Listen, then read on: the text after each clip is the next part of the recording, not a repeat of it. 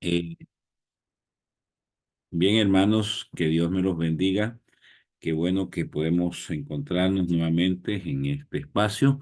Vamos a esta semana a estar compartiendo con ustedes pequeños tips que eh, van a estar basados en el libro o en la carta del apóstol Pablo a los Corintios, Primera Corintios capítulo 10. Ahí vamos a estar basando nuestras reflexiones y le hemos titulado El que piense estar firme, mire que no caiga. Eh, entonces esta mañana yo voy a compartir con ustedes mi presentación y para que se haga más fácil la lectura de lo que vamos a ir viendo a esta mañana. La lectura bíblica para hoy es Primera Corintios capítulo 10 versículo número 12.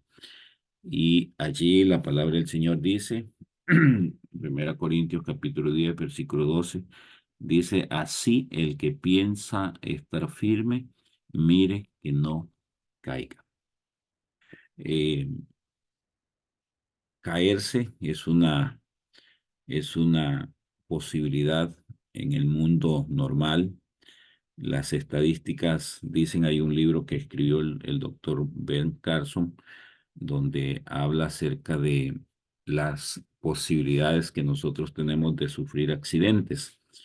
Y entre las cosas o entre los accidentes que más se dan en el mundo, eh, son las caídas de las personas.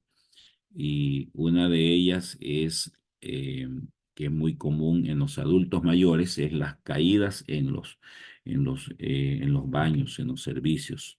Este, entonces, esa acción en la Biblia también tiene un contexto espiritual: deslizarse, caerse. Este, y el apóstol Pablo no lo pasó por alto. El apóstol Pablo en ese capítulo aborda y lo hace de una manera muy atractiva, muy interesante. Y el pensamiento de ahora tiene que ver también con lo que uno piensa versus la realidad. Es decir, lo que yo pienso que soy, versus la realidad, lo que sucede realmente en mí. Entonces, vamos a ver algunos aspectos que son importantes. El siguiente versículo que vamos a leer es el versículo 11. Lo interesante del versículo 11 es que dice, todas estas cosas les sucedieron o les acontecieron como ejemplo, y ahí subrayo la palabra ejemplo. Dice, y están escritas para amonestarnos a nosotros que vivimos en estos tiempos finales. Miren ustedes que este versículo es muy, muy importante, no solo por los énfasis, o no solo por lo que dice, sino por los énfasis que tiene. Primero, dice que hay una serie de acontecimientos con el pueblo antiguo y son ejemplos. ¿Ejemplos para quiénes? Bueno, la segunda parte dice para los que vivimos en estos tiempos finales.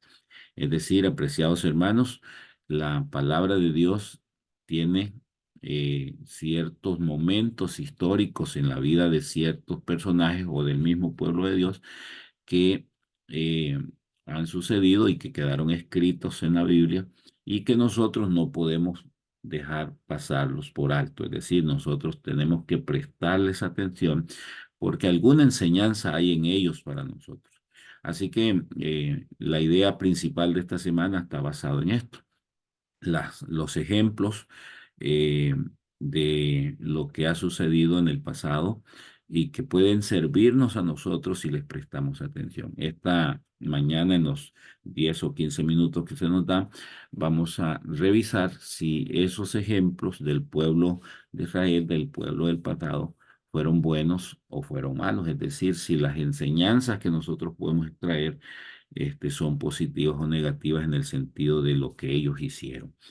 Eh, en Primera Corintios, en los primeros versículos, hace cierta declaración que tampoco podemos pasar por alto. Por ejemplo, los versículos 3 y 4 ahí se hace la siguiente aseveración, la siguiente declaración. Dice, todos comieron el mismo alimento espiritual y todos bebieron la misma bebida espiritual, porque bebían de la roca espiritual que los seguía. Y hace la aclaración, esa roca era Cristo. Lo que está tratando de decir el apóstol Pablo es que esa gente, todos tuvieron las mismas oportunidades. Y hablando de las oportunidades espirituales, hermanos, así como ellos en el pasado, a nosotros también. En el pasado hay una simbología. Dice que lo que el alimento eh, que ellos comieron hace una referencia al maná, que cuando el pueblo estaba sin comer y clamaron y se quejaron ante Moisés, Dios les mandó alimentos, les mandó maná y también les mandó carne de codornices. Ese fue el primero, uno de los más grandes eventos ya después que han salido de Egipto. Lo segundo que menciona es que bebieron la bebida espiritual, y hace referencia a cuando Dios le dijo a Moisés, mira Moisés, en la primera vez le dice, golpea la roca y saldrá agua de ahí. Y en la segunda, cuando le dijo, háblale a la roca y va a salir agua de ahí. Y eso tenía una simbología. Dice que esos no eran simples acontecimientos, sino que era la presencia del mismo Hijo de Dios. Era Cristo Jesús el que estaba ahí. Y más adelante en San Juan 6, el Señor Jesús dice que el alimento eh, representa a Él. Él es el pan que descendió del cielo. Y también él dice en San Juan que él es el agua de vida. Entonces, para el pueblo allá en el pasado, hermanos, Jesucristo era el guía, Jesucristo era el Salvador, el protector. Jesucristo era el agente de bendición, era el que suplía las necesidades físicas y espirituales de aquel pueblo. Ese elemento no lo podemos pasar por alto, porque para nosotros en este tiempo es igual. Cristo ha prometido su presencia en nuestra vida, así dice San Mateo 28. Dice, yo estoy con vosotros todos los días hasta el fin del mundo. Hermanos, si el Señor ha prometido estar con nosotros, usted puede tener la seguridad, usted puede tener la confianza de que todo lo que es necesario para nuestra existencia, Él lo va a proveer. Y no solo me refiero a las cosas materiales, también me refiero a las cosas espirituales.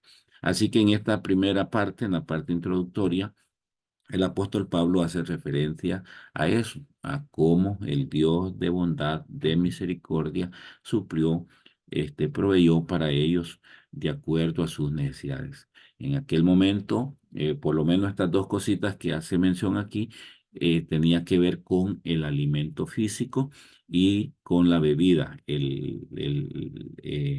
suplir la necesidad este, para la sed, agua. Entonces, y finalmente él dice que esa roca, ese alimento, era una representación de Cristo. Así que podemos decir que la generación, este pueblo fue un pueblo bendecido, privilegiado. Tuvieron la protección y la bendición de Dios. Solo hay que hacer una revisión hacia la escritura bíblica y uno se va a dar cuenta que la manifestación del poder de Dios con ese pueblo fue maravillosa. Sin embargo, hay una declaración, hermanos, en 1 Corintios 10, versículo 5, que es muy importante y que usted y yo debemos prestarle atención, porque los milagros que ellos presenciaron, las evidencias que Dios les dio para que ellos fueran fieles, para que ellos fueran un pueblo obediente, un pueblo dependiente de Él. Hermanos, esos milagros, esas evidencias no fueron suficientes. Dice el versículo 5, pero de la mayoría de ellos no se agradó Dios, por lo cual quedaron tendidos en el desierto. 1 Corintios 10:5. Esa es una declaración muy fuerte. Este, la gran pregunta es ¿por qué Dios no se agradó de ellos? ¿Por qué es que hubo un desagrado? ¿Por qué es que hubo un descontento de parte de Dios? Y el versículo cobra mucha relevancia después que hemos leído que dice que todas aquellas cosas sucedieron como ejemplo y están escritas para nosotros, para que a nosotros no nos suceda igual. Entonces, este punto es muy importante. ¿Por qué entender por qué Dios no se agradó? Porque de repente nosotros podamos estar en ciertas actitudes, ciertos comportamientos para con nuestro Dios de las cuales Dios no se agrada. Así que a continuación vamos a repasar de una forma rápida algunas acciones, algunos momentos, algunos comportamientos, algunos sucesos que se dieron que no fueron de agrado delante de Dios. Voy a ir al primero y vamos a revisar, le vamos a llamar pecados que acariciaron, es decir, situaciones que se dieron en la vida de ellos que no estaban bien. El primero que mencionas está en el versículo 6. Habla acerca de la codicia. Dice que ellos codiciaron cosas malas. Y cuando uno revisa, hay varios ejemplos donde Dios les había dicho, miren, no toquen eso porque eso no les pertenece. Este, y ellos no obedecieron. En Josué habla acerca de Acán, que dice que codició un lingote de oro y un manto babilónico. Es decir, su atención no estaba en las promesas de Dios, en las directrices de Dios, sino en las cosas de este mundo. Entonces, y eso puso en peligro no solo a Acán, cuando uno lee la historia, puso en peligro a toda su familia. Entonces, el primer punto aquí importante, hermanos, es la codicia. Aquello que atrapa nuestra atención y es tan fuerte que se nos hace más importante que las cosas de Dios. Ese es el primero. Veamos el segundo. Segundo está en el versículo 7. Dice que ellos fueron idólatras y lo hacen el contraste de darnos el consejo. Dice, y no seáis idólatras como algunos de ellos. Y esa palabra idolatría, hermanos, nos hace recordar cómo el pueblo, este, cuando Moisés había subido al monte Sinaí para obtener los mandamientos, el pacto, la ley del pacto con Dios, ellos se desenfrenaron, hermanos, y más bien parecían este, paganos con esas prácticas religiosas que comenzaron a hacer, comenzaron a adorar, a bailar, a gritar, a reír, este, montaron una pachanga y el Señor a eso le llamó, para el Señor eso era idolatría, porque la adoración a Dios no era la adecuada, no era la correcta. Y entonces el apóstol Pablo dice que se volvieron idólatras. Hermanos, eso es un peligro. Ya van dos, porque el apóstol Pablo está diciendo tengamos cuidado que nosotros no nos afecte. El primero que vimos es la codicia, el segundo es la idolatría y el tercero está en el versículo 8 que es la fornicación. Dice, ni forniquemos, ni se hay, ahí está mal escrito, ni forniquemos como algunos de ellos. Entonces, la fornicación no solo tiene que ver con las relaciones ilícitas eh, cuando no se ha hecho un pacto matrimonial, también tiene que ver con la vida espiritual. Muchas veces no somos fieles a los mandatos del Señor porque queremos actuar, queremos hacer como nosotros pensamos. Pero ese es el tercero. Veamos el número 4. Este está en el versículo 9. Dice, ni tentemos al Señor como algunos de ellos.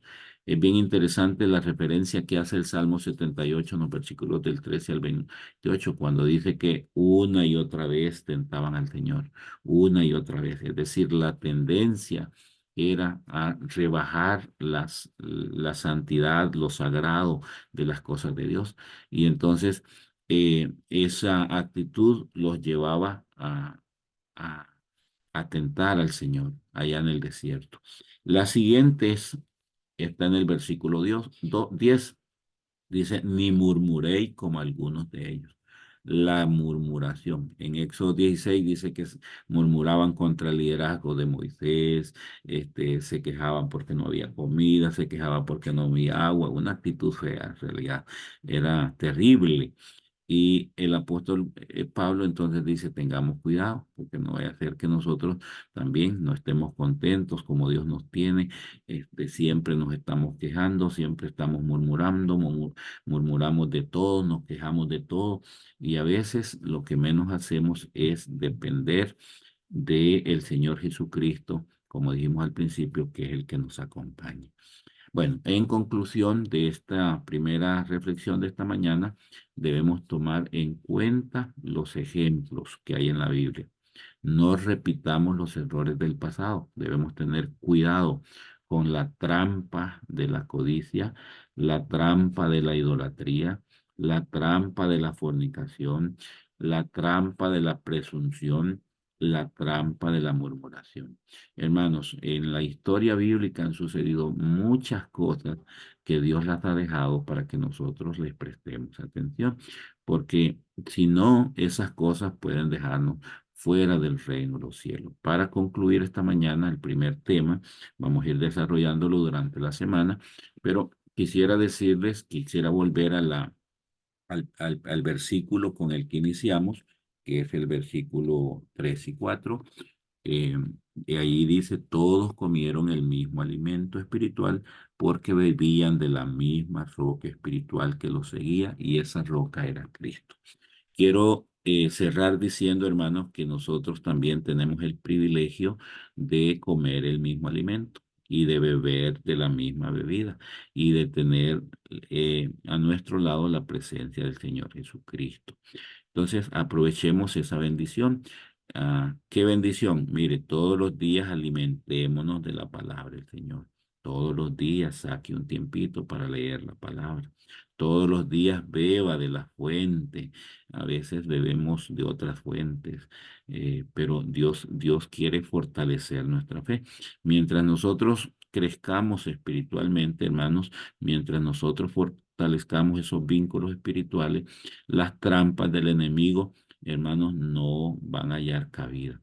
Y si el enemigo ha entrampado nuestra vida, recuerde, el Señor Jesucristo es el que va a su lado y Él puede darnos la victoria. Por hoy vamos a terminar aquí. Permítanme orar y mañana vamos a continuar con un segundo tema de esta serie titulado El que piensa estar firme, mire que no caiga.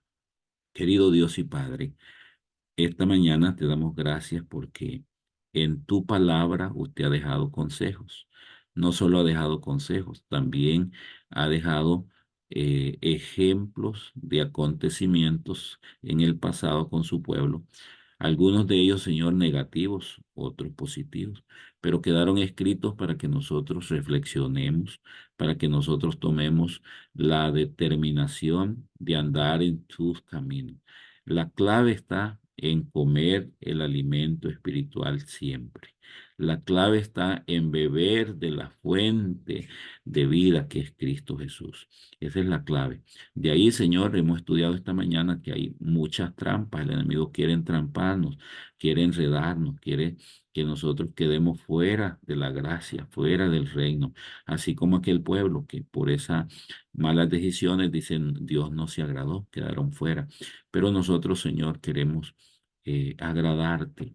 Queremos ser ofrendas agradables delante de ti. Para eso, Señor, este grupo esta mañana se consagra para ti.